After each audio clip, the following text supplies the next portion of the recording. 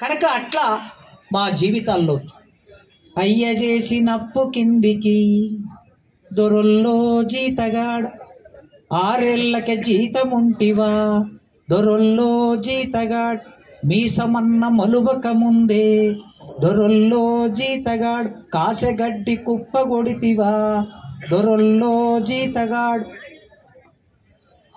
ఇది మా జీవితం. ఇక్కడ నుంచి ఆ జీవితం ఎట్లా మారాలి? ఆ అక్షరం మమ్మల్ని ఎట్లా నడిపించాలి?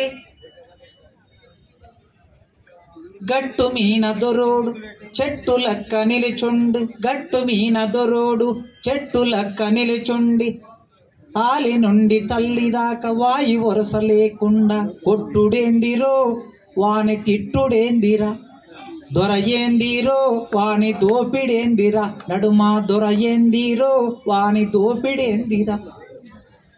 ఈ జీతగాడు ఆ దోపిడిని ప్రశ్నించే వరకు ఆ పాట మోసుకెళ్ళిన తర్వాత ఈ మొత్తం దేశాన్ని అర్థం చేయించింది ఆ పాట.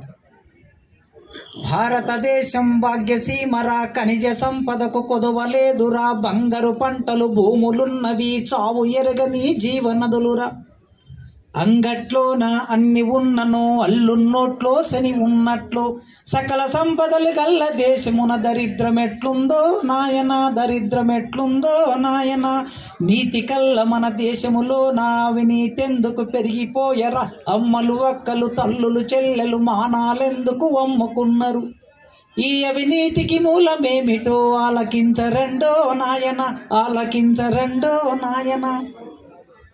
భూమిని నమ్మి బతుకుతున్నారు దున్నెవాడికే దుక్కి లేదురా భూ సంస్కారాల బూటకంబురా దోపిడి దొంగల నాటకంబురా రైతు దేశముల రైతు బిడ్డకే భూమి లేదు ఎట్లో నాయన భూమి లేదు ఎట్లో నాయన. టాటా బిల్లా నల్ల డబ్బుతో ఢిల్లీకెక్కిన రాజీవ్ గాంధీ తన లాభాలను తగలబెట్టడు తన కంట్లో తను ఏలుబడవడు కట్టుకున్న అద్దాల మేడకు చిచ్చు పెట్టుకోడు నాయన. దేశం మీదే సంపద మీదే మీరే ఏలుకోండో నాయన. కాషే రంగు జనసంగోడు కమలం బట్టుక వాసన చూసి హిందూ హిందూ బాయి ఎండు మతంగాంజయే గుంజుతున్నాడు.